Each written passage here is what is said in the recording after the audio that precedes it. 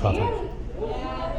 Okay, without further ado, I want to introduce Haseeb Iqbal, who is a writer, a DJ, musician, an artist, among many, many other things.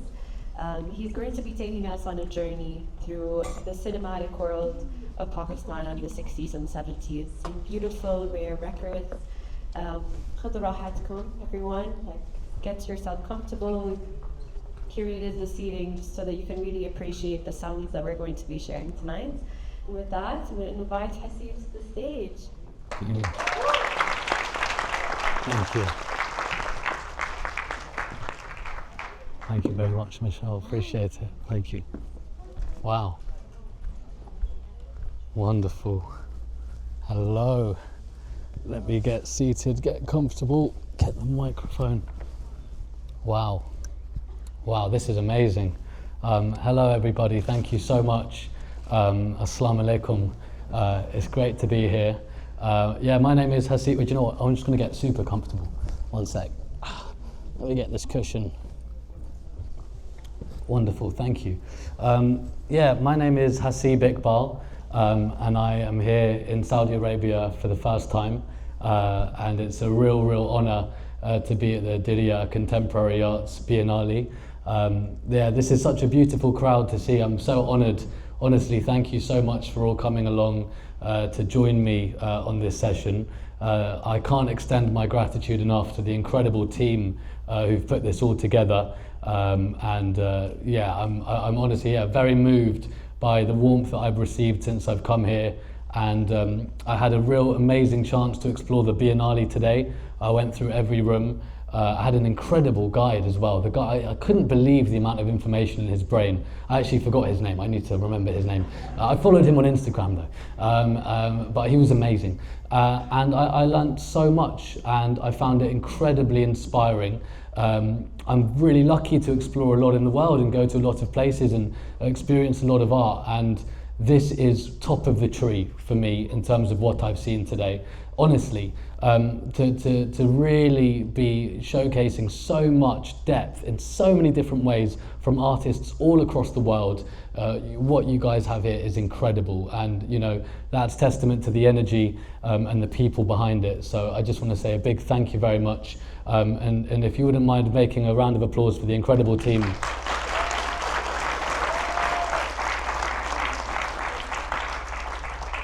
Yeah, so this is a really special theme that we're here to explore. I kind of spend a lot of time DJing, playing music from around the world to different audiences in different contexts, from a club dance floor sense, also to presenting certain residencies that I've got at galleries in London, such as the Tate Modern and the Barbican Centre. And one of the contexts in which I've been able to share music across the last couple of years that's been something incredibly special. There's been a set of listening sessions that I've been running, essentially lacing stories alongside sound from around the world and looking at the context, the historical significance of certain music, and understanding how that can teach us about people, politics, resistance, expression and emotion at a time where I feel like the world really needs it. And I found an extraordinary sense of direction and peace and clarity in that.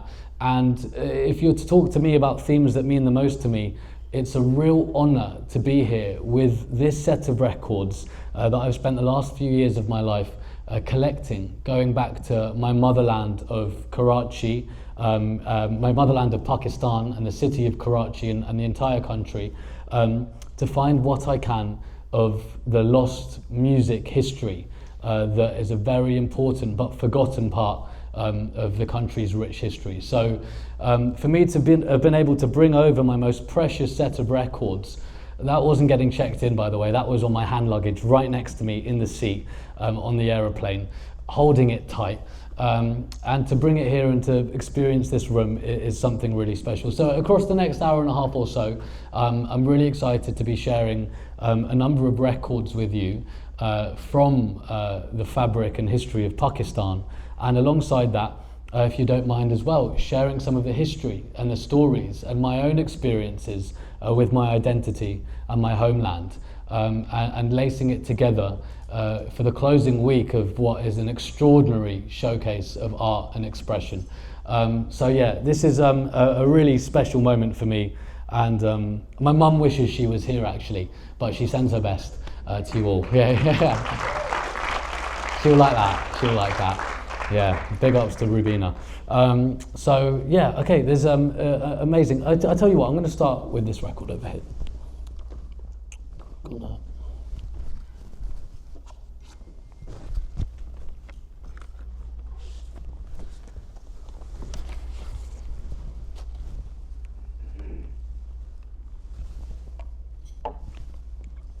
Okay, so this record that I'm about to begin with, for me, is the perfect introduction to this entire session. Before we go into the 45s, which 45 refers to, tends to refer to the smaller discs rather than the 12 inches that you actually play on 45 rotations per minute rather than 33.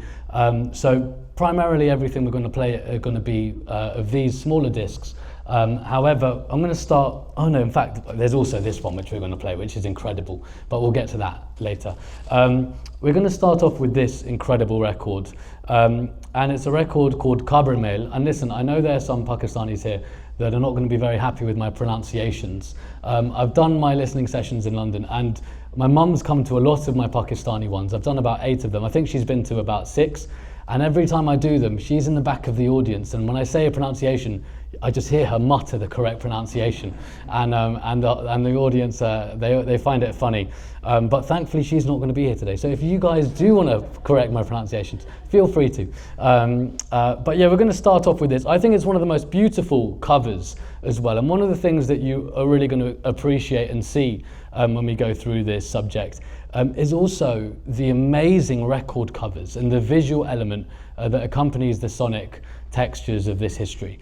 And this record, Kabr Mail, is kind of, produced by one of the great arrangers and composers in Pakistani history, a man called Sohail Rana, who was responsible for really expanding and furthering the sound of Pakistan. So whilst this, wasn't exactly a film, this was the music that was a part of the entire film history, and Sohail Rana was a really important composer. This record essentially chronicles the sound of Pakistan and the train journey that takes you up the Indus Valley. And it's a really beautiful record with very different tones. And the one that I feel like playing right now is a song called Chandni Aur Tum, which means moonlight and you. And the thing that's written here is soft, dreamy, mystical, alluringly sweet. This composition is an ideal companion to those very special moonlit nights. And it's a beautiful way to be able to start this. So without further ado, we're going to start with this, and then we'll go a bit more into the history. But yeah, thank you so much for being here. This is a real honor and a beautiful room to be in. Sohail Rana, let's just start this. Let me get the right song.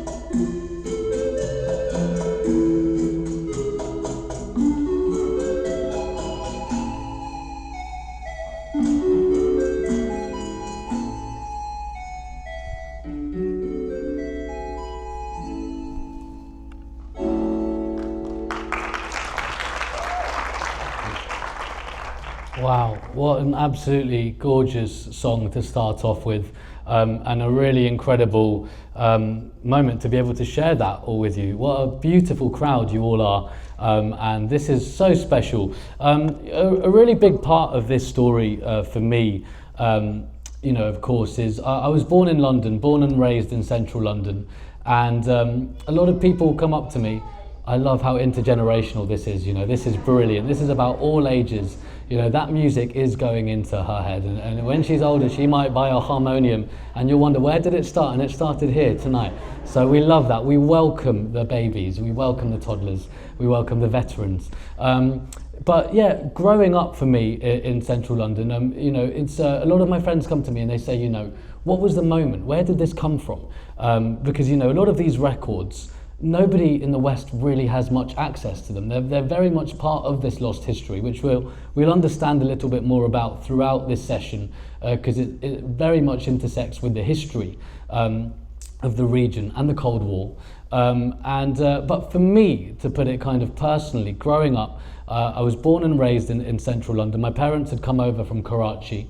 My father arrived in Birmingham in 1967 when he was 12 years old from Karachi. And my mother's father was in the Pakistani Navy and he was stationed in Shanghai. So she spent a number of years in her teenagehood and her university years in Shanghai. That was essentially the foundation for them. And growing up, I'm one of 6 children. And I found it very difficult to find any reference point when I was very young for Pakistan. I grew up in an area and at a school where there weren't many brown people or South Asians that I could relate to. It was very difficult to look to the media and find some sort of representation, whether that would be online or in the arts, whether it would be music, whether it would be theatre. I remember that the first brown person that I saw that looked like me and slightly somewhat felt like me was Riz Ahmed, and that wasn't until I was 18 years old that I would see him. And often the preconceptions that I was so aware of with Pakistan that were coming through, and still to this day coming through the British media, were very negative stereotypes that you would hear. And so for me, as a young child, you don't feel instantly compelled to find that pride. You know, for my parents, there was that balance of trying to make us understand our heritage, but equally try and fit in this kind of new society that we were in as minorities. And it was a very complicated thing that I don't think we've fully gotten our head around. And for me, a lot of this all changed when I was 19 years old and I was at university in South London. And I ended up going to this record society that took over the basement of this record shop every 2 weeks. And you could come in with a few records and play these records. And it's how I started DJing. I played for 20 minutes and 2 weeks later I was back with another set of records and less people turned up, so I had 30 minutes. And by a couple of months in, or about a month and a half in, there was this me and this other guy kept coming back with the same energy. And this other guy ended up becoming one of my best friends. His name's Bror. And we basically became DJ partners, and he's a Norwegian fella who kind of grew up in Oslo and had done a bit of traveling. And one day he was like, do you want to come over to my university dormitory? I've got a record player. And I was like, oh, I've got a record player too. And we can go through our own records. And I said, that's brilliant. And so we went over, we had a pizza, I remember, and I brought a set of records and he brought a set of records. And he was playing some of these reggae records that he found in Jamaica. And then all of a sudden he was like, wait, where are you from again? And I was like, oh, my family are Pakistani. He was like, let me show you my Pakistani cinema records. And I was like, wait, what? This green-eyed white Norwegian Gora telling me that he has got these Pakistani cinema records. And I thought, hang on a moment, what do you mean? And he's like, I went on a 3-month trip on my own to India and I ended up buying so many of the records, but some of the best records that I picked up were from Pakistan. And I thought, no way. And he started playing me some of these records. And suddenly my mind was blown. I was introduced to a totally new dimension, not only of the world, but of my own character, of my own identity. And as a music-loving, cheeky, energetic Londoner, this was exactly what I needed to direct my energy into. And do you know what? I've got to play this record, in fact. I've got to play this one. This one can wait a moment. This is amazing, though, as well. But I remember him showing me all of this music, and I remember spending a lot of time on YouTube, because it was the only place where you could find these records. And there was this one guy who was uploading a lot of these old clips, and I came across the clip of this one record, and it completely blew me away. And it was a woman who would go on to become my favourite ever Pakistani singer, and a voice who we're going to hear quite a lot of tonight. I know we should really be balancing it amongst, I just love Naheed Akhtar too much. In fact, over here, that's a photo of Naheed Akhtar. Right? Yeah, let's clap for her. I love that. I love that you clapped for her. And her voice is incredible. And so I came across this record, and I was in my university dormitory, and I thought, you know what, I really want to buy this. And I went onto Discogs, the record selling place, because I really wanted to get into this Pakistani music. And I looked at how much this one 7-inch record was, and it was £60, which for a 19-year-old student that's just getting into buying records was a lot of money. And I thought, is this addiction this expensive? And I'll never forget, I ended up getting, when I was about 19 or 20, my first ever radio show on Worldwide FM, the radio station that was founded by my hero, Giles Peterson. And it was the greatest moment of my life up until then. It was a moment where I felt so validated by the man that had really changed my life when I was 15 on the British radio, on the BBC, who had now given me a show to interview people on his station. And that night I went to bed, and I was in bed, and I thought, let me check that record. Let me see if I could get it for myself as a present. And I went on Discogs, and there was one available in the world, and it was that £60 one. And I thought, do you know what? I'm gonna buy it. And I bought it, and it arrived to my halls of residence in Camberwell, and this was the record. And this record has come with me all across the world, from Mexico to America to Australia, and I still get people messaging me to this day that remember this record that I played. And it's the incredible singer Naheed Akhtar. It's the second side that really appeals to me, and the masterful producer Ashraf, and the two of them created the most incredible collaborative relationship. And I'm going to start off in the cinema world with playing this record called Ye Aaj Mujh Ke Kya Wa. I know, sorry about that. yeah. Listen, I know, my mum was, I need to get Urdu lessons, all right? I need to get Urdu lessons. If anyone's got any London recommendations, please do let me know. But we're going to have to ignore that element today. Okay, this just doesn't have a middle, so I'm just going to balance it. Just give me one moment. And for me, this is a record that I really enjoy playing in the clubs, on the dance floors, at 2 a.m, into sweaty, packed rooms of people that really go crazy to this. And yeah, we're going to start off in the cinema world with this. Naheed Akhtar, produced by Ashraf.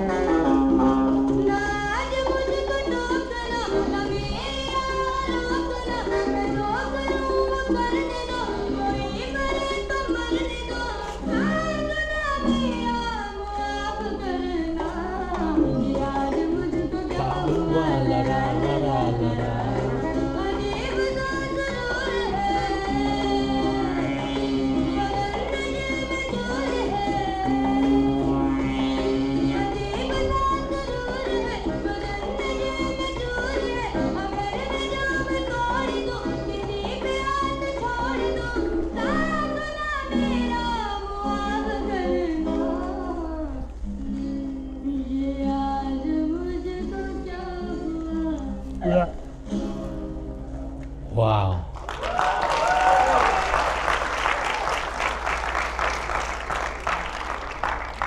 Wow, what an honour to share that. Also, how's the volume? Is it all right? Could it be louder or is it fine? Louder? Really? It's fine?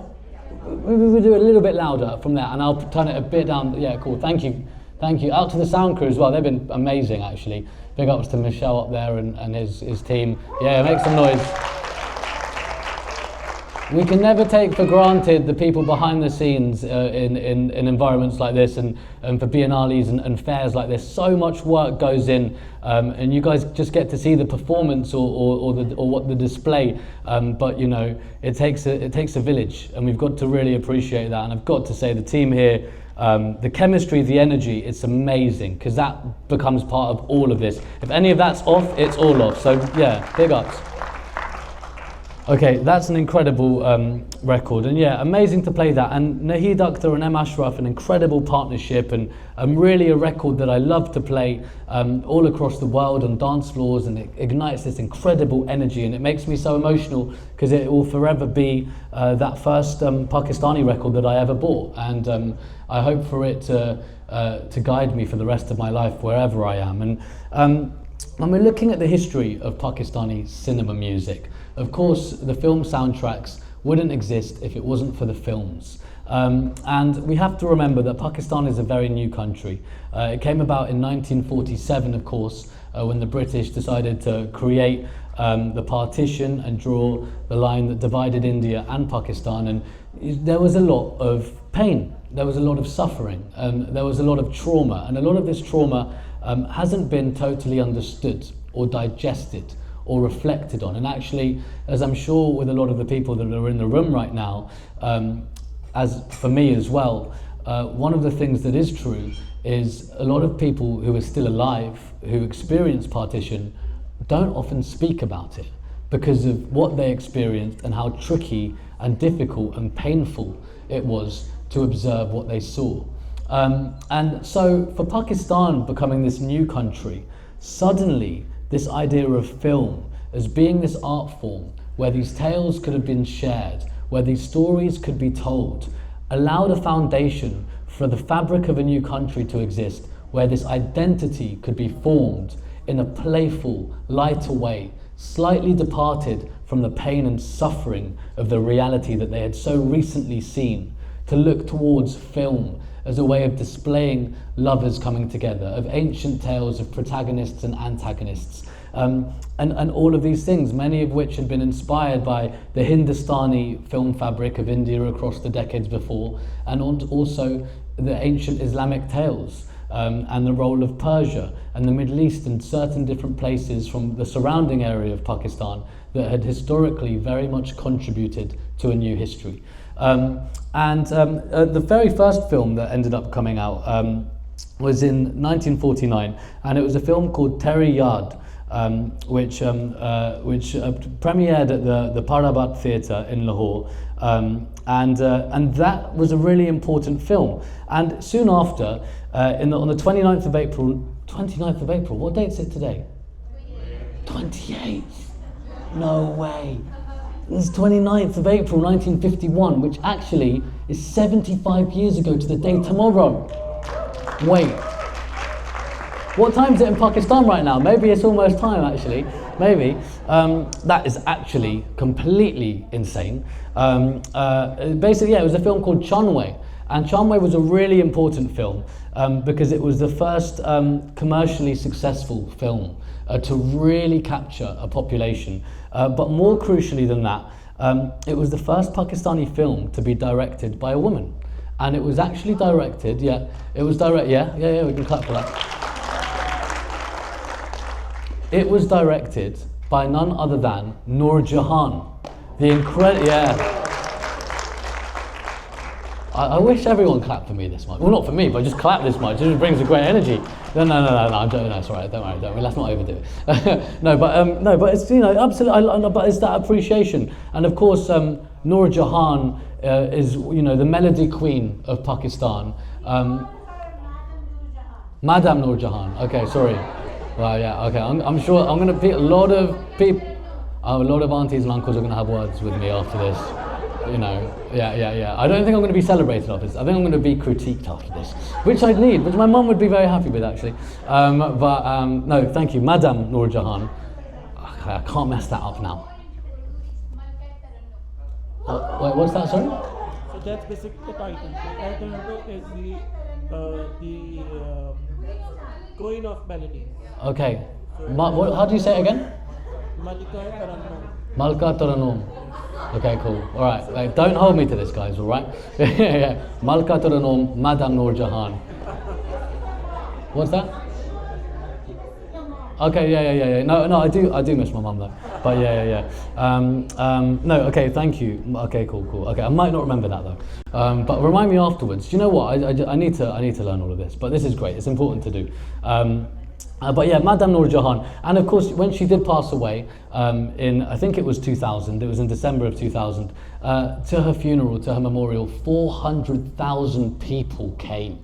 And we thought a lot of people were coming tonight, right? And that is a lot of people that essentially saw her as the voice of the country when the country had started, somebody that guided this population across the decades through such pain and confusion and suffering and division into a space of majesty, a space of hope, a space of love.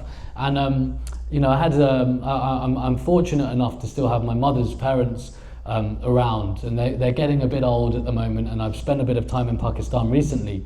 It makes me emotional because I remember playing, my grandmother, she's kind of less energetic than she was even a year and a half ago. And I was sitting in her living room in Karachi in October, and I just played out of my phone a Noor Jahan song, and she was so sad that day. And she started smiling, and she started crying, and she started singing. Honestly, I'm going to cry if I think about that. It was so emotional. And it just reminded me that, this thing that I'm in, music, music is the thing that really underpins the world that I live in. And sometimes I question it. Sometimes you're traveling around the world and you're catching these flights and you're playing in these clubs and your stuff, and you're just almost like, what am I doing this for? What is this about? And as I've grown older, and really in the last year and a half, being in Britain, in London, seeing the world really suffer, close by and really far away in ways that I can't understand, I've truly seen the power of music to exist in these spaces, in these rooms, to create this unity and to lift this spirit at a time where if all of our spirits get flattened, how are we going to bring love and hope and joy and energy to a world that needs it? Finding that balance of understanding the pain and feeling the pain that's going on, but not letting those that are trying to divide and hurt us quash our own spirits. Because when that goes, we can't make it to a room like this. We can't appreciate that history, And one of the things that I found incredibly emotional today about the Biennale is going to actually observe all of the different artworks that were displayed through countries that are experiencing tremendous levels of suffering right now. seeing the artwork from Palestinian artists, seeing the artwork from Lebanese people, from the Sudanese, you know, from people from all across the world, and recognizing it to be beyond just an expression of simplicity. It's a yearning, it's a feeling. And at a time where so many people are dying in these wars that we're seeing too, one of the things that we can often forget is alongside the people can often go the artwork. It can often go the history. These emblems of expression that have underpinned the fabric of countries and cultures for centuries are also going. And as I walked through that Biennale today and I looked at all of those artworks, it really made me think about these records as more than just pieces of music that will play out of a speaker. You know, when I look at some of these records and I pick them up, these are relics of the past that if we don't preserve and appreciate and take the time to engage with, and they go, then what will we know about these cultures that define us? What will we know about these cultures that define us as brown people, as people from parts of the world that perhaps are not appreciated or celebrated or platformed in the way that we need to be? So in times where there is so much division, for me this music and this fair and this art biennale and this space is a great reminder of not allowing frictions to come in between us. For us to have that delicacy, to have that sensitivity and that empathy, you know, to not let Indians and Pakistanis and Bangladeshi people have qualms with each other, because that is what they want. They want us to find that division, to see the differences in each other. At the end of the day, we are all the same. And this space and the music and the way that you all move and close your eyes and get excited when it plays and clap when you hear something that means a lot to you reminds us how interknitted we are through the common ground. So this is the message that I really want to be sharing in a space like this. This goes way beyond just a bit of fun and incredible music. This music is music that will glue us together through divided times, and I really hope that we can keep that energy in our hearts and continue to take it forward. I'm going to play another record.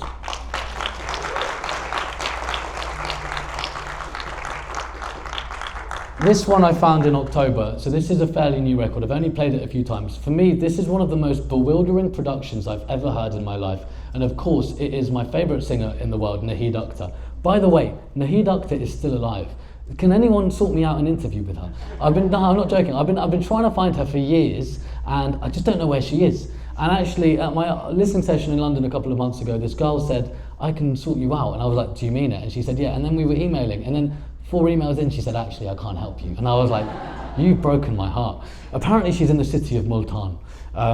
You better not go and interview her, though, all right? Make sure I can. So yeah, this is off a film called Playboy. And actually, what you see in a lot of these Pakistani films during this heyday of the 60s and 70s is a lot of the storylines were quite naughty. There were a lot of love affairs in these stories that kind of reflected a society that was experiencing and exploring beyond the possibility of what they knew. Film was being used as this arc to show people stories that pushed the boundaries of what they were familiar with. And there was a real profoundness in that. And through that, it compelled a lot of people and brought a lot of people to these sold-out cinema theatres for weeks on end. So this is an amazing record. And actually in the back is a photo of London, actually, by the Victoria and Albert Museum in Hyde Park. Yeah, so that's a nice little connection. I love London as well, it's got to be said. I'm going to pronounce this for you guys. Life hai kuch dinon ki. Yeah, all right, go on, correct me. The lyrics have been written by Taslim Fazli, and it's my favourite collaboration again. It is M. Ashraf on production and Naheed Akhtar on the singing. And for me, the production on this is one of the greatest tunes I've ever heard, without a doubt. I look forward to playing this for you. Let's go.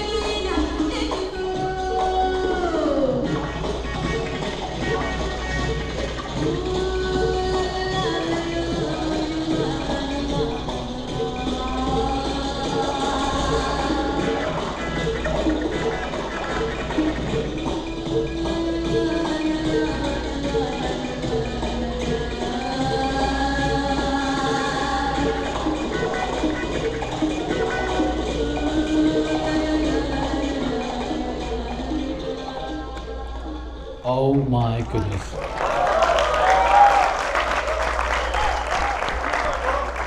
And you guys, you know Donna Summer's Donna Summer's song, I feel love, I feel love. Wait, did Donna Summer take it from this? Did she take it from this? Wait, it's coming. At the end, listen. It's like Giorgio Moroder's production. Did they take it from this or did they take it from them?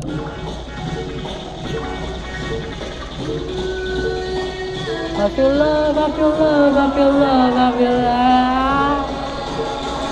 And again, and again, and again.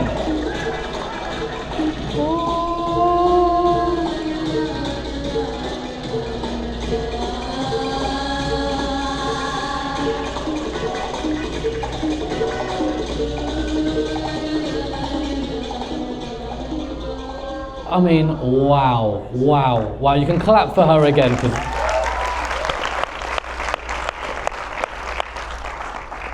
You see why I'm obsessed with the Nahid Akhtar M. Ashraf collaboration. And I'm sorry, but what? 1978. You're trying to say that German synth techno of Giorgio Moroder and Donna Summer was crossing over with Pakistani cinema music of M. Ashraf and Nahid Akhtar, whichever way around it was, whoever did it first. That is an incredible connection to consider 50 years ago. In a world where we don't hear about our lands, our cultures in the same kind of context. That is a complete crossover that probably would have glued a lot of people together when they needed it. So amazing, and I mean, I kind of hope that they stole that from her, because that would just be a great story, wouldn't it? That's a documentary there. That's a great documentary. But either way, I love it. Amazing. So I'm going to deal with that. Sorry, I just get a little bit too excited during these sessions because this is amazing. Also, you guys are such a great. I can't tell you how happy I am right now. Yeah, I've got to say. Honestly, this is really, really special for me. This is my 4th country of the week. So I've literally had this mental week. I had 3 continents in 6 days, kind of 9 performances in about 8 days. And London, New York, London, Milan, London, Saudi Arabia, Riyadh. Apparently I've got to go to Jeddah as well. Apparently it's great over there. Yeah, Team Jeddah in the building, yeah. Also, okay, I don't know if it's maybe it's too early to talk about football, but I'm trying to get a ticket to the Al Nassr game tomorrow. So if anyone can sort me out 2 tickets, that'll be a fantastic. Thank you. And then if you can, let me know after, and then I'm going to change my flight to Thursday, basically. So anyway, side note: Pakistani cinema music meets football, 2 of my great passions. Anyway, back we go to the old Pakistan. I was saying, yeah. So it's been a lot of travelling, right? And it's easy to be a bit disorientated. But I've really had a lot of time on my own this week, even though I've been around a lot of people too, but in transit. And I've taken like a lot of time to actually just appreciate how grateful I am to do what I do. And sometimes it can be difficult to see that because it requires a lot of energy behind the scenes. I run it all independently as well, so it's a lot of organising and stuff. But being in these spaces and being around people such as you and getting to kind of engage with new communities that I've never really been able to in such a way through music and storytelling is genuinely one of the greatest joys that I could ever experience. So I just really want to say that again. I'm so grateful. These spaces are so important to keep us together. And yeah, I'm really happy to be here. So thank you, everybody. Yeah, thanks. And thank you to the kids as well. Big up to the Pakistan Zindabad, you know. Everywhere's Zindabad though. Well, not everywhere. Well, we won't get into that. Yeah. I'm not talking about India. We're talking about, you know, the usual suspects, but we'll leave that out for now. Maybe we'll get to that later. Anyway, I've got an amazing record that I'm going to play for you in a second. And, you know, who would have thought that my Norwegian friend Bror would be the entry point to me for this entire culture and this amazing story and this dimension of my character that's allowed me to explore this, preserve this, collect this, and share this. And of course, as I kind of stepped into that, I wondered, how can I connect deeply to this music? Where is this music? Where are these records? You know, and I ended up finding somewhere online when I was about 20 years old. It was this father and son that ended up having, apparently they had a little place that was tucked away in the middle of Karachi. And there was somewhere really exciting to go to try and find these records. And I was messaging this guy for a while, and he was replying to me, and he was like, when you're in Karachi, you've got to message me and you've got to come over to this place. And I said, okay, I'm definitely going to do that. And we didn't go for a few years. And then it was around December 2023, we arranged a trip, and I would have been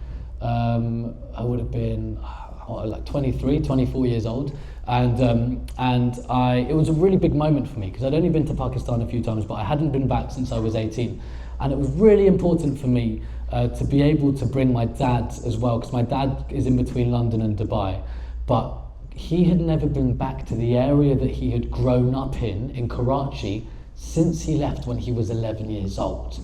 So I was like, are you joking me? So anyway, we were in Defence Phase 4 Karachi, yeah, big ups Defence Phase 4. And yeah, I know some of you know about that. And we were there, and we were staying with my mum's parents, and we were there. And anyway, one day he said, look, I'm going to take you and your little brother and your little sister, and we're going to go over to Liari and Junna Market, which is the area that he grew up in, right? And I had no idea about any of this. For me, this was me being this kind of British Pakistani Londoner that had grown up knowing London a lot more than I'd known Pakistan. But I was at this point in my life, I was in the creative arts, my work revolved around a world where I could celebrate my culture.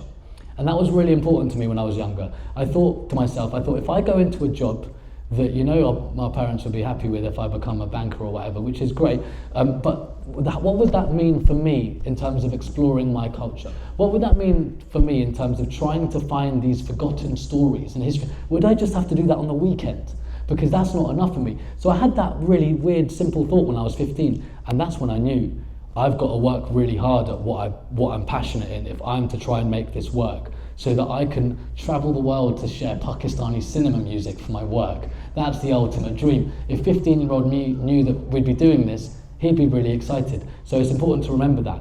And I remember thinking when we were there, I was 23 years old, I thought, okay, I really want to see where my dad's from. And I also want him to be able to go and see where he's from after all of these years. And we got in this car from Defence Phase 4, and it was quite a long drive.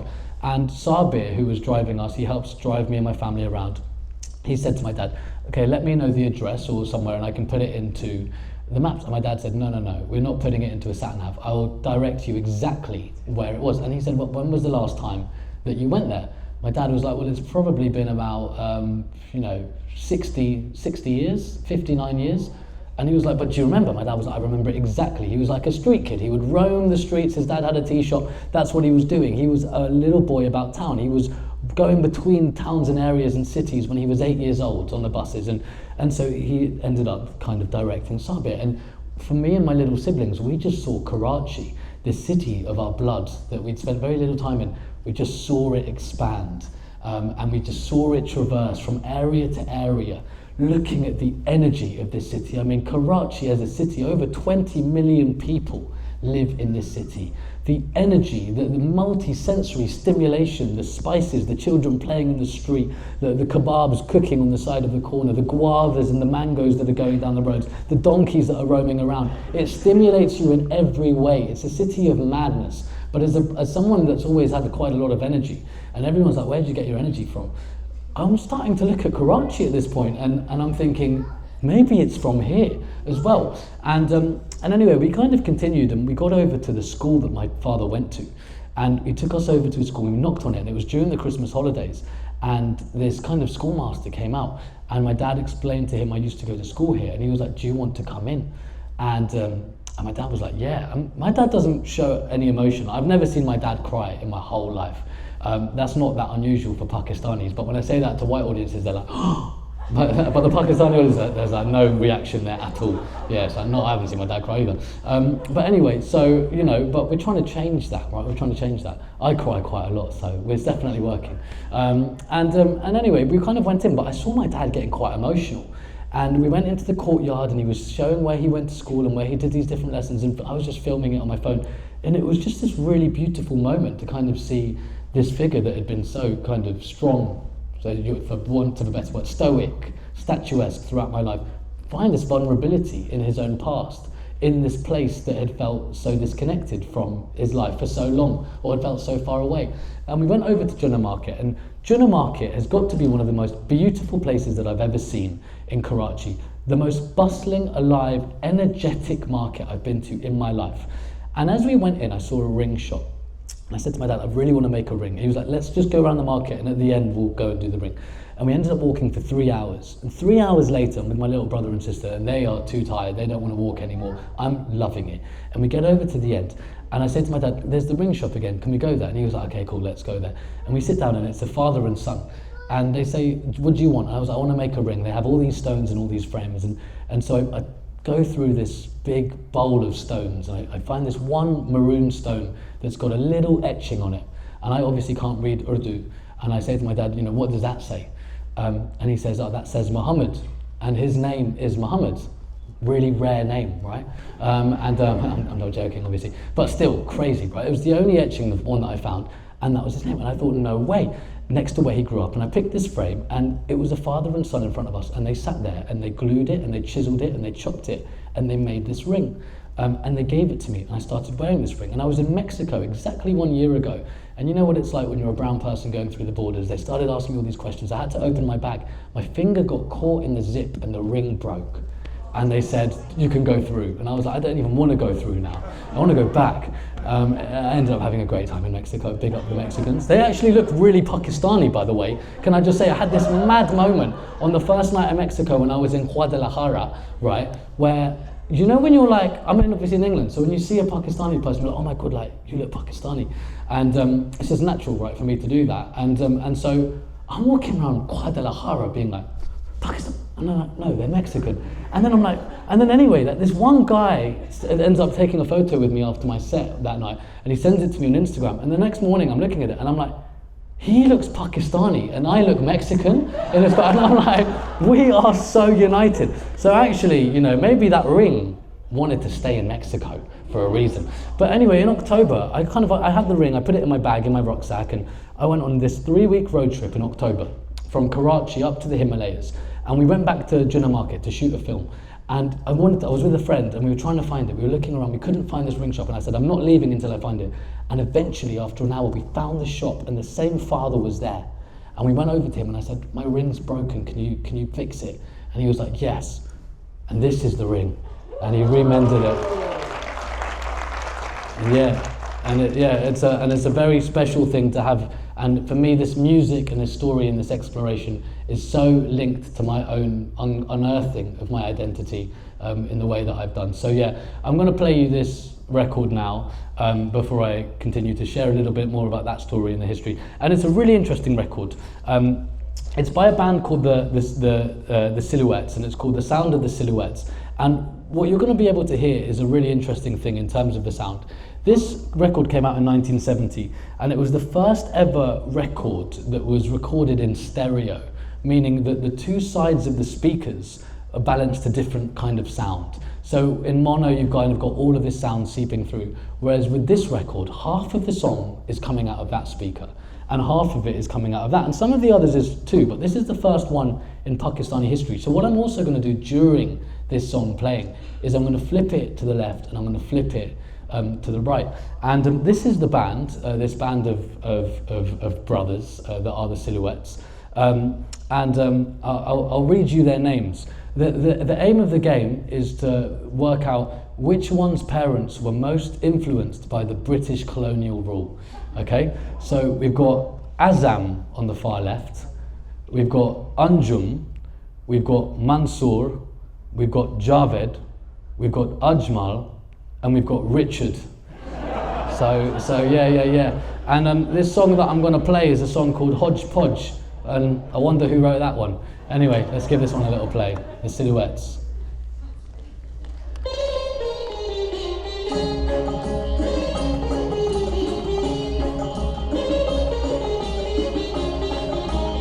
It's actually the wrong song, it's the next song. I'm very sorry about that. I'm very sorry about that, Richard. Oh, here we go. Amazing song. I'm sorry, I've actually completely messed it up. It's actually this song. Oh my God, I'm sorry. I got too excited. I'm so sorry, guys. I'm so sorry.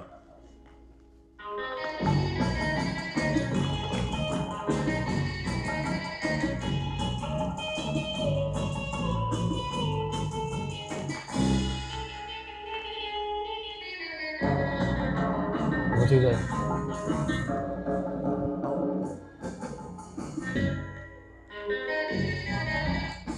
Two different sides.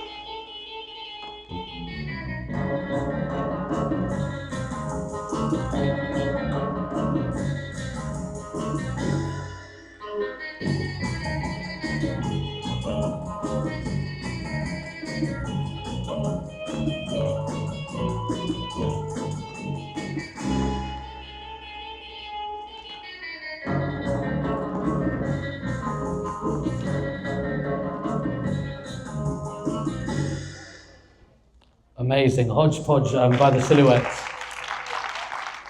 A really beautiful song, and I'm going to go straight into this next record for you.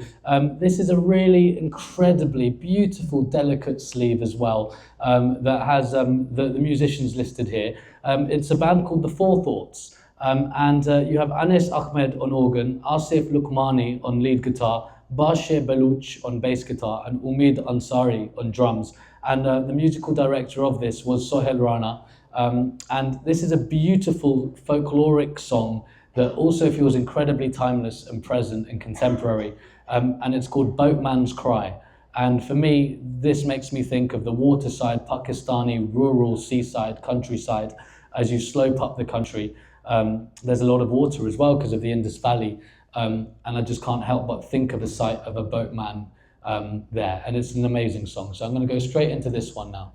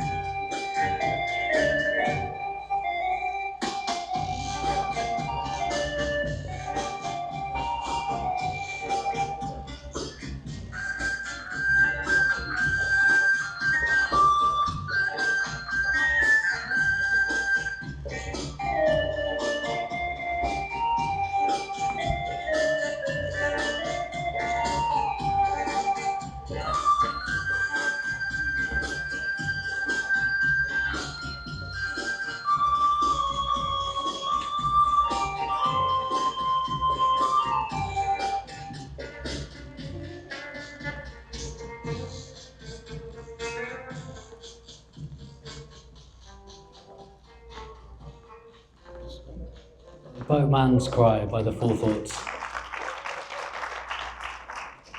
A beautiful instrumental, and it's really lovely to kind of oscillate between the vocal music and also the instrumental songs and actually appreciate just how rich the musicality was. And as the 60s unfolded in Pakistani cinema, a lot of these films that were kind of beautiful love stories and stories of family that were allowing people to engage with this idea of a relaxed reality at a very tricky time, ended up developing into films that became quite political as well. And some of these films had the most extraordinary response as well. A really important film that marked this shift was a film called Shaheed, which came out in 1962. And alongside that, Al-Asifa in 1971. And then also in 1969, there was a film called Zarqa. And that explored the life of a Palestinian girl, a young Palestinian girl that was living under occupation and was suffering so much that she ended up taking her own life, and explored that story with depth and sensitivity at a time where very few cultures and production houses and countries were giving that level of depth to a story such as the suffering of Palestinians. And this invoked a deep connection to Pakistan via Islam and via their own experience of colonialism, to understand this suffering with a deeper level. And suddenly the film ended up becoming this space where people would continue to gather. And these films ended up doing so well. I mean, the really interesting thing about that film, Zarqa, is the soundtrack was provided by one of the most revolutionary Pakistani poets, a man called Haseeb Iqbal. And it was such a big box office hit that that film ran in cinemas for over 100 weeks, with people continuing to see it. And it left such an impact that even the British Film Institute, the BFI, listed it in the top 10 Pakistani films of all time in 2002. So really interesting to hear just how big that impact was. And it was actually in 1970 that Pakistan was heralded as the 4th biggest producer of feature films in the world, behind the UK, America and France. It was producing so many films every single week, and the entire country was completely compelled to come and view these and experience these in a shared sense. And this ended up becoming a really important part of the history. We've got to remember that, you know, at the end, you're very welcome to come and have a look at all of these covers. And we just ask them if it's all right not to hold them just because they're so delicate. You know, if we were in my living room, I'd let you, but just because otherwise, you know, they're literally falling apart, and I'm bad enough with them, all right? But you're very welcome to come and have a look. And one of the things that you end up really observing is this entire era in culture, women were at the complete forefront of this, from the vocalists who'd be singing, to the actresses who'd be playing the lead protagonists, to the people that would even be directing some of these films. And this was really expanding Pakistan as a society, their idea of these roles, gender roles, certain roles that existed that perhaps they didn't understand. It was incredibly liberating and inspiring, giving them this sense of understanding and peace and harmony amongst each other, and also really allowing young women that were coming into this brand new country, giving them an opportunity to dream to be actresses, to dream to be singers, to be a singer, to be a director, was something that was so respected, because that created an arc of art that the country depended on and loved. So you were respected and esteemed and appreciated to go into the arts. And this was so important. And towards the end of the 70s, there was a big change. And of course, you know, as this stuff kind of goes on, our friends in America enjoy getting involved as well. And essentially, you've got to remember that this was during the peak of the Cold War. And this region of Pakistan and Afghanistan were regions that both the Soviets and the Americans were fighting over in order to exert their cultural influence in this post-World War II landscape. And actually, really interestingly, even in the 50s and 60s, America introduced this scheme called the Jazz Ambassadors Program. And essentially it was a program where they saw jazz as this cultural tool that could go and exert influence. So they funded the likes of Dizzy Gillespie, Duke Ellington, Dave Brubeck, these incredible American jazz musicians in the 1950s and 60s to go over to Pakistan to play for the local people. And Dizzy Gillespie was so inspired by his trip to Karachi. There's a great photograph. If you type in, I wrote an article about this entire history and story of the Cold War in the Guardian newspaper. It was actually incredible. I was really impressed that a newspaper as big as the Guardian, of course they put out so much great work, but let me put out this story that I've never seen in British media before. And in this, we embed online this great photograph of Dizzy Gillespie playing his trumpet with his cheeks in that quintessential way, like really puffed out, to this rattlesnake that was right in front of him in this Karachi market. And he loved it so much that he went back to America. He wrote a song called Rio, Pakistan, and that ended up winning a Grammy. And it was also that, you know, even though the Americans did it for whatever reason, because they wanted to exert this influence on the population, these jazz musicians that had made this music that had come from this struggle, you know, and actually when we look at occupation and we look at colonialism, even though it's very different to things such as slavery, there's actually so much joint oppression and suffering that black and brown people can relate to. However, the colonial mentality in its different layered ways sowed these divisions between black and brown people that created tensions and racism amongst our own communities that stopped that unity from really being able to be something that can be powerful and strong. And actually, so much of the work that I do is centered on music that exists from the black struggle, whether that be Caribbean reggae music or jazz music from America. So to really see how much this opportunity meant for Duke Ellington and Dizzy Gillespie to come over to a part of the world they would never get the opportunity to tour in and experience this culture is a story that I find so incredibly inspiring and heartwarming. And it was in this era of the 70s that essentially America saw the Soviets as kind of having this huge influence on that area. And they didn't really want the communism to seep into Pakistan. And it was at this time that they observed a completely thriving cinema culture in this country that was broadening the society, it was liberating the young people, and it was really progressing ideas and thoughts and imagination that was meaning that these people were no longer restrained by these older thoughts and mentalities that perhaps would suppress them. And so in 1978, America ended up funding a military coup in which they kicked out the ongoing leader, Bhutto, and they put in charge Zia al-Haq.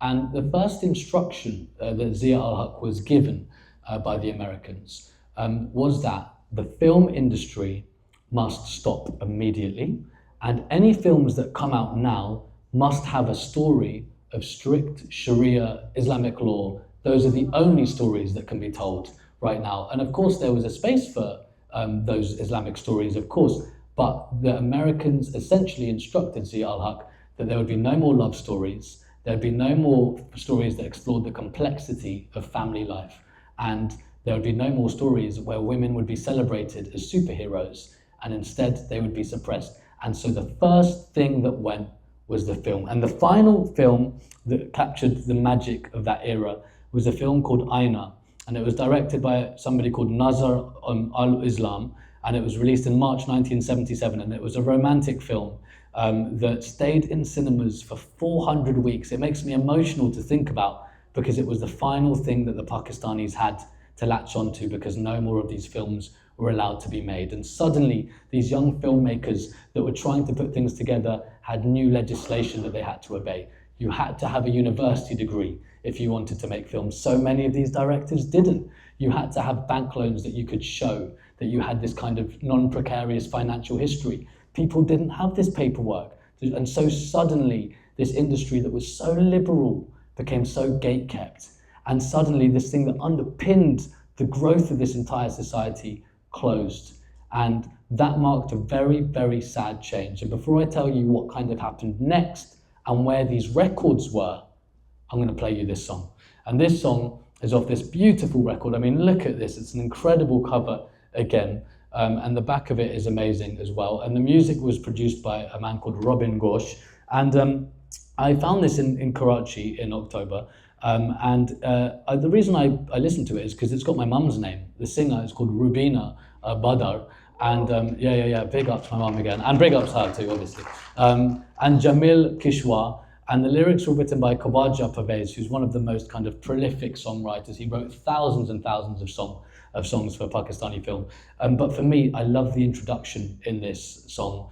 And yeah, if you actually look at this, 1974, so coming towards the end of that era, makes me quite sad to think about.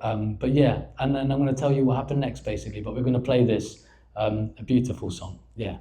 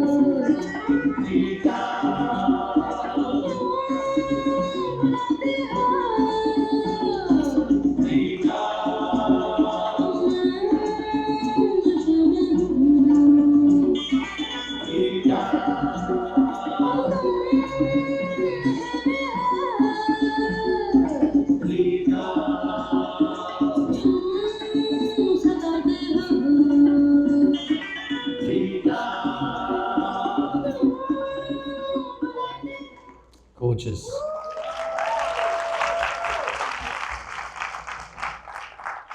Honestly, this is one of my favorite ever listening sessions. This room is ridiculous. Who designed this room?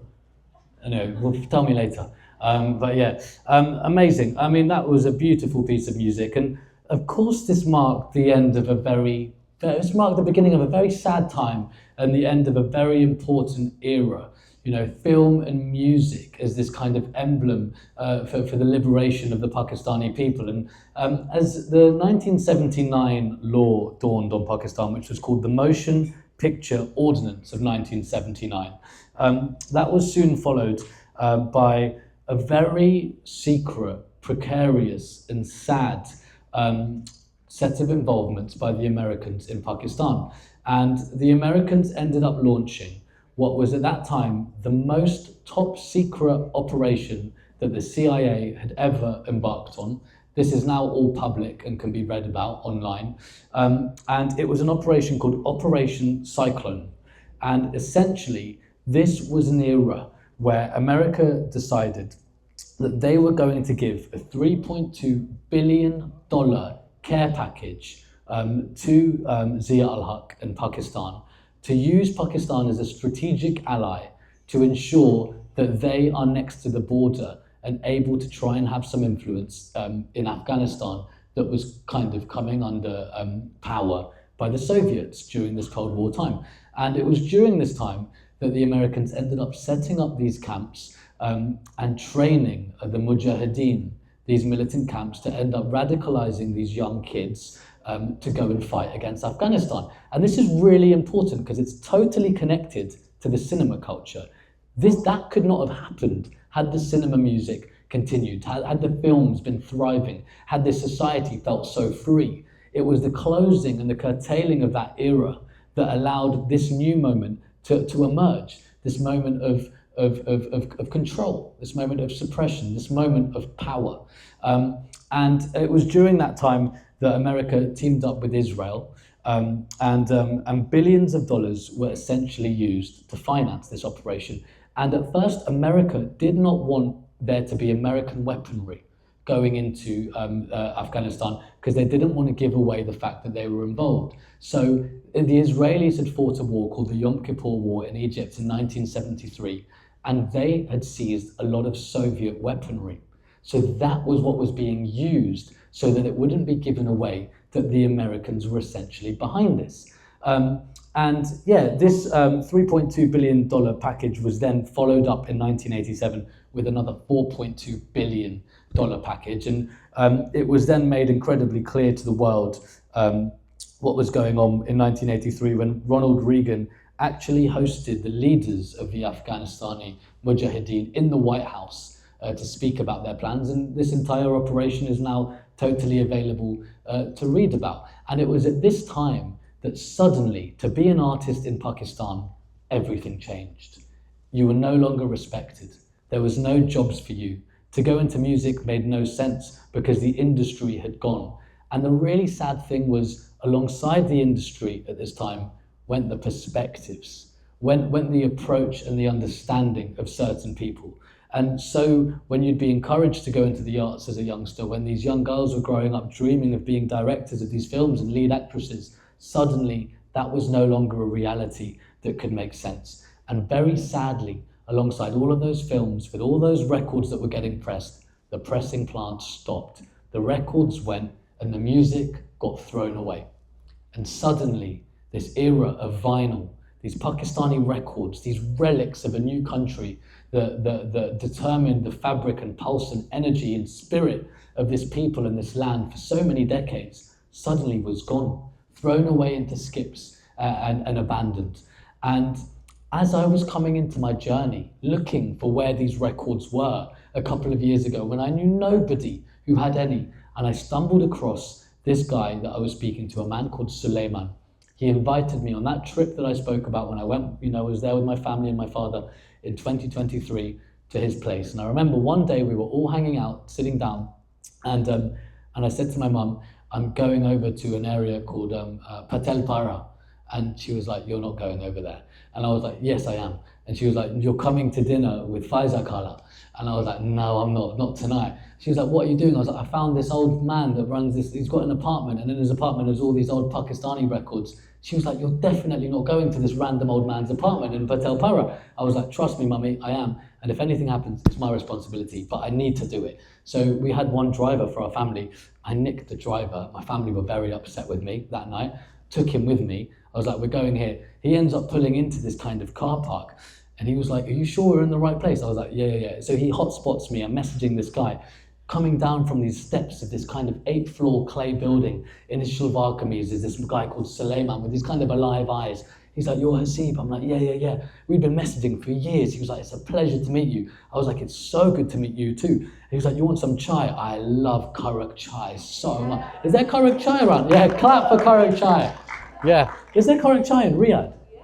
Okay, right. Can you guys get me some later? Also, apparently, after this, right, it would be nice to all hang out. Ali, yeah, you're over there. There's a cafe showing the football later, Bayern Munich, PSG. So if we want to all go there, apparently there are only 2 tables, but we'll all go there. We'll find some Karak chai and we'll chill out. Right? It might be my last night in Riyadh, so I want to hang out with you all. So we'll do that, hopefully, if you feel like it. No pressure. Anyway, yeah, Karak chai. So he's like, all right, we'll go and get some Karak chai. We get some Karak chai. We go up these stairs, 8 flights of steps, right? And Sabir, he's a big fella. He was finding these steps difficult. He was like, how many more steps? I was like, right, we're almost going to get there. We get to the top place. The door opens. Genuinely, what faces me is a feeling, a sight that I will never forget for the rest of my life. Oh my gosh. I ended up being there. I stood in, opened this wooden door. This wooden door went open. I see one, I'm in Pakistan, by the way, in Karachi, right, with my family, where we're just eating guavas all day and speaking about stuff that, don't really care about. And that's not true. It was also like really magical, but it's very easy to be very static with the family there. I'd never experienced this kind of independence going there at any age. And suddenly I'm in this place and this door opens. There's a gramophone, there are 2 turntables, and there are vinyl everywhere. Pakistani records everywhere, these 12-inch LPs layering the floor beneath me.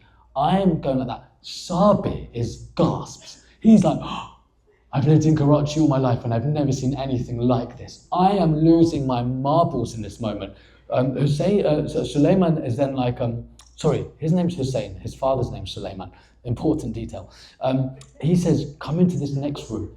This next room was the room filled with the Pakistani Cinema 45s, a library, and when I'm telling you how many, not hundreds, not thousands, tens of thousands, laced on these shelves. He had about 11 aisles, 11 horizontal lines of records that were just pushed back, and you pull them out. You don't know where to start. You don't know what to do. I down this Karak chai, I get so excited. He's like, there's more. Takes me into 2 more rooms. One room filled with tape recordings, some of them the original master tapes of these records that were made, and the other room some newer Pakistani and Indian albums.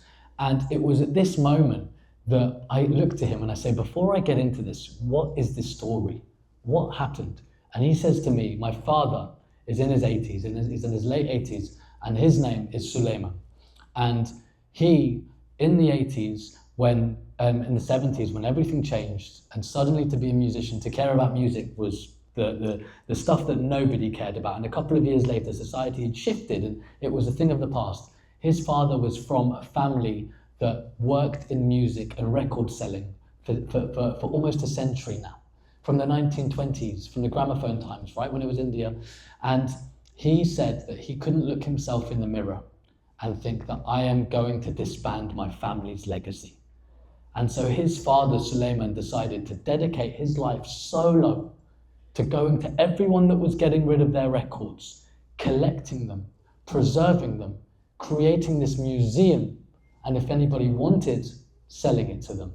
But nobody wanted, purely to preserve the cultural archive of this country that would lose this rich heritage that nobody was appreciating. And Suleiman went and he collected all of this stuff. And honestly, I feel like I was moved to tears as he was telling me this. And about 2 hours, I was there for 6 hours, by the way. Honestly, my mum and sister were so angry at me. I didn't even care though. And they couldn't move that night. They couldn't go for dinner because I had Sabir with me the whole time. And about 2.5 hours into the evening, the door opens and Suleiman walks in. Very humble, quiet, elderly man. He just goes into this corner in his white shalwar kameez. He sits down and he just starts going through the records, piling it up, ordering it, creating the space. And I'm looking at this father and son that have double-handedly preserved the cultural archive of our country's music. And to this day, nobody's shown me another record shop in Pakistan. Nobody said to me, there's another record. I'm still waiting for that moment. I hope that moment comes. But as far as I'm aware, that is the only record shop that exists in the whole of Pakistan. And I went home from that trip and I thought for a second, this work that I'm doing, this DJing that I'm doing, this isn't just turning up and playing music and leaving. This is a museum, this is a cultural archive. When I walked through that Biennale today and I was looking at these pieces of art from across the world, these were relics of cultural expression from different parts of the world that have been pushed down, pushed away when different stuff happened, when moments of suffering occurred, when division occurred, when people were killed. Who were the people that were fearless enough and courageous enough to speak? The artists, the fearless artists, the expressors. When we look back at the civil rights movement, when we look back at partition, when we look back at colonialism, when we look back at occupation, how do we understand these histories? I live in London, the media don't tell us the truth.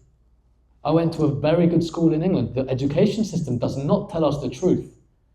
So for me, from a very young age, I saw the world of the arts as a very crucial space to exist in order to understand what exists on the other side of that periphery that's blocking and blinkering my own vision. And that was something that hit me in that moment. And I ended up bursting into tears.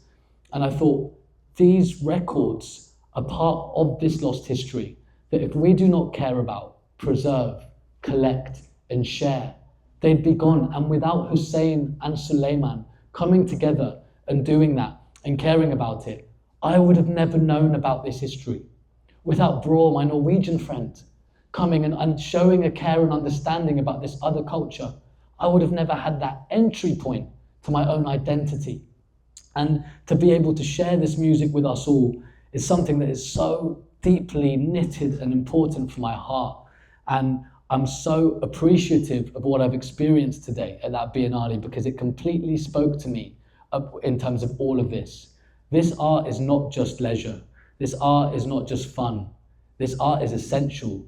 And these expressors and facilitators and creators and crafters are the people that are going to help us understand a culture that is given no voice right now. And that means that all of us, whether we work in the arts or not, I met somebody in Italy last week in Milan and she said, I don't call myself an architect. I say that I do architecture because we shouldn't pin ourselves into one thing. And we've got this wonderful habit, this not so wonderful habit as people to be like, I am this, I'm an accountant, I'm a lawyer, I'm a DJ, I'm a broadcaster, I'm a curator. And I think we've got to shed that.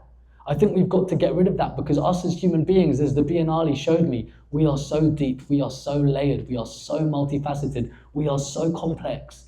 We don't even know every side of ourselves. So we can't box ourselves into a space that's going to limit that. We've got one life and we're going to die one day. And one day, the people, our children and our children's children and our children's children are going to ask, what do I know about my culture? What do I know about my people? What do I know about what I'm interested in? Who's going to tell them? Let's create the space where those stories can be shared and sown for generations to come.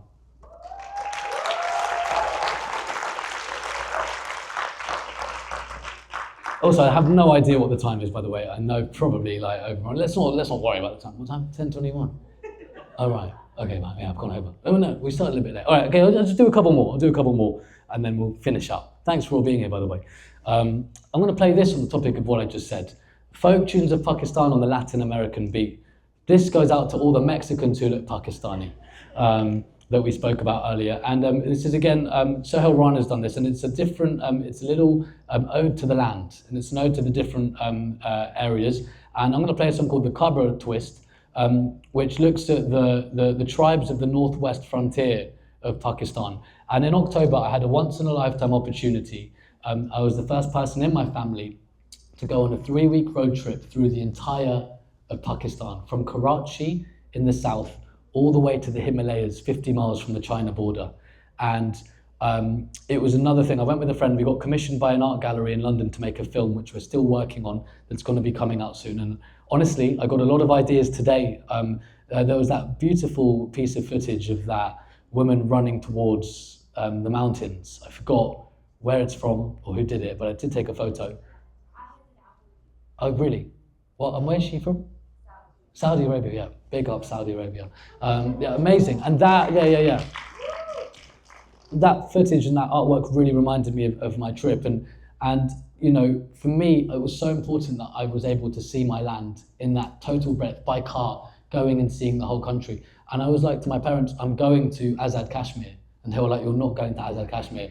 And I was like, I am. They were like, the British government say you're not going. I was like, that's exactly why I'm definitely going to go. I'm not going to. And it was mad. We were on the day and they were like, there were all these protests. There were these protests. And essentially in Pakistan, when they protest, they like all these trucks and tractors just actually block the roads out of the city. It's like a that's what you call a protest. And disruption of the highest esteem. And anyway, we had this day and I was talking to my dad, and it was a similar thing of that record shop a few years ago. I said, look, I've booked a place in Azad Kashmir for tonight. I really want to go.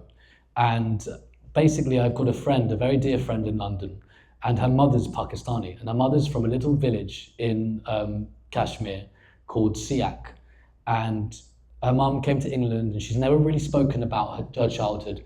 And my friend knows very little about that. And she said to me, I actually went to a Pakistani gig in London the night before, and she said to me, if you went to my mother's village, it would mean the world to me. And we looked at the route, and that was the only day that I could maybe make it. And so I told my dad that, and I said, if anything goes wrong, I take full responsibility. And he said, well, if you're going to say that, then go for it. And off we went, and I was the first in my family to go to Azad Kashmir, and you know what? It was incredible. The people were hospitable everywhere in Pakistan, but there was a different level of care and love and comfort there. And it was a reminder that if you have a feeling that you want to do something, don't wait for permission, go and do it. And you know, if the British government say don't do it, definitely do it.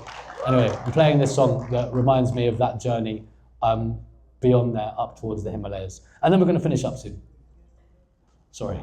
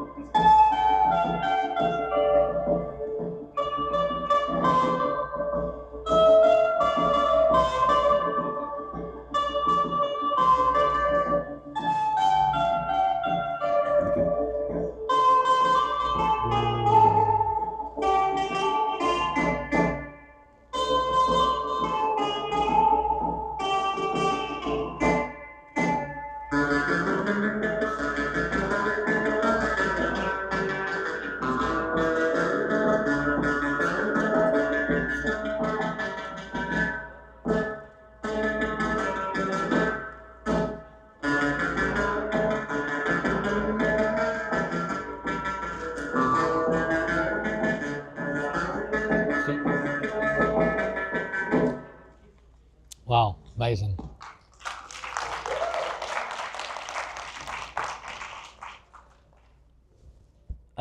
Yeah, a gorgeous, gorgeous song, and a beautiful testament to the uniting and common ground that exists amongst different cultures. I'm going to kind of wrap it up in a moment. So yeah, I mean, this has been unbelievably special. I'm lost for words. Please, someone sort me a football game so I can stay an extra day. I'm not ready to leave Riyadh. This place has really welcomed me with the warmest of arms and heart, and yeah, I feel incredibly moved. And I'm going to play one last record, and then I'm going to say a proper goodbye to you all. And of course, we've got to finish with the incredible Noor Jahan, let's go. Yeah. Oh yeah, sorry, Madame Noor Jahan. Guys, come on, I'm sorry. You're right though, you are right. I'll never call her Noor Jahan again. Or if I do, I know you'll be telling me. But yeah, this is, the music was produced by the Tafo brothers, and they brought a really interesting sound into Pakistani cinema music with their experimental synth pedals and these kind of, this like fuzzy, synthy, crazy psychedelic energy. And a lot of the productions that we're hearing, very inspired by the Tafo brothers. So yeah, quite remarkable. And yeah, Noor Jahan, I think, basically she sings on two songs. I think it's this one. Pia Tenun Karna, sorry, and I leave it out. Okay, cool. So we're going to play this one. This is the final record, and then I'm going to say a proper goodbye afterwards. Yeah, it's been such a joy. So let's finish with this one, Noor Jahan.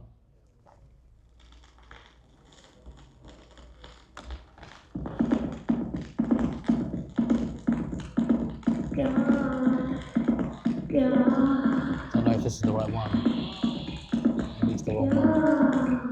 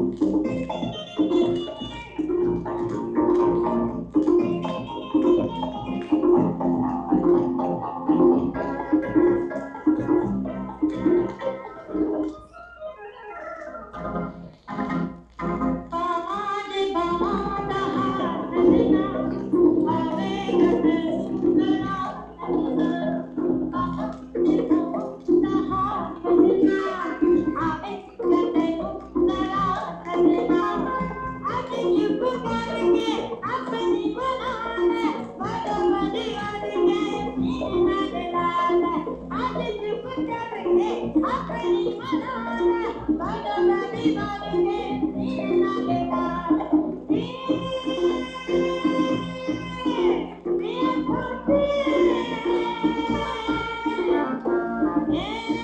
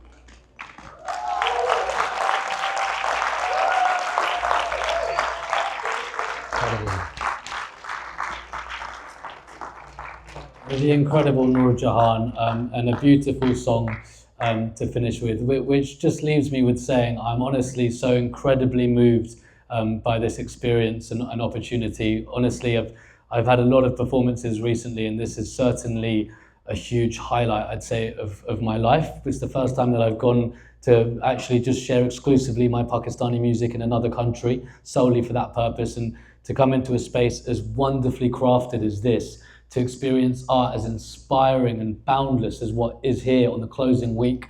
To have this opportunity is honestly beyond an honor and a privilege. And I want to say a huge thank you to the entire team at the Diriyah Contemporary Arts Biennale, everyone who's put this together, to Sybil, to Michelle, to Sabir, to Noura, to Haima, to Auditorium as well, to everyone that I've met, to Ali. I mean, I'm not even going to start with the rest of the names. There are too many names. I've met so many people, and a lot of your names begin with M as well, and Mariam as well. And also to all the people front of house that are working on the doors, security, doing behind the scenes, working out the artist liaison, to the sound crew, to man like Michelle up there. Really appreciate you. To everyone that's looked after me and welcomed me, and it's honestly felt incredible. And every single one of you who have come through tonight to share this space, to lend your ears, to offer your curiosity, to see so many brown faces as well. It means a lot, because even though I'm in London, there are a lot of brown people, all faces, also the white faces too, don't worry. I saw you. But of course, but for me, there's a great pride in being able to share this work with people that look like me. And to be honest, even though I've grown up in London, I've not been surrounded by communities of people that look like me. So it's still something that I don't take for granted and really hold on to and appreciate. We need it now more than ever before. You've got a wonderful spirit, and I wish you all the best in terms of where the city's going and all the art that you're creating. And I really hope to be back soon. I've been Haseeb Iqbal for the last couple of hours. Thank you very much.